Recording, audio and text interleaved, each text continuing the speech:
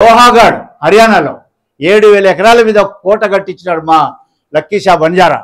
అదేవిధంగా మక్కన్ షా లవానా ఆ కోటకు సంబంధించిన భూమిని కూడా అంటే మేము మాకు ఇచ్చేయమని చెప్పడంలే, ఆ భూముల నుంచి వచ్చే ఆదాయాన్ని ఈరోజు పేదరికాన్ని అనుభవిస్తున్న బంజారా సమాజానికి ఖర్చు చేయాలా, బంజారా సమాజాన్ని అభివృద్ధికి ఉపయోగించాలని.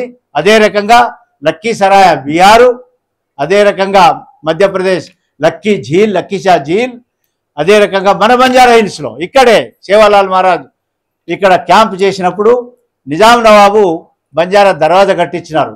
ఎక్కడ? గోల్కొండ కిలా దగ్గర. ఆ బంజారా దర్వాజా ఈరోజు ఉంది మనకు చూడడానికి.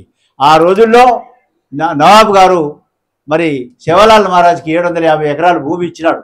ఆ భూమి ఇప్పుడు ఏదో ఐడిపిఎల్ వాళ్ళని హిందూజా వాళ్ళు ఏదో కొట్టేసే ప్రయత్నం చేస్తున్నారని తెలుస్తున్నది. ఆ రికార్డు కూడా తీసుకున్నాం.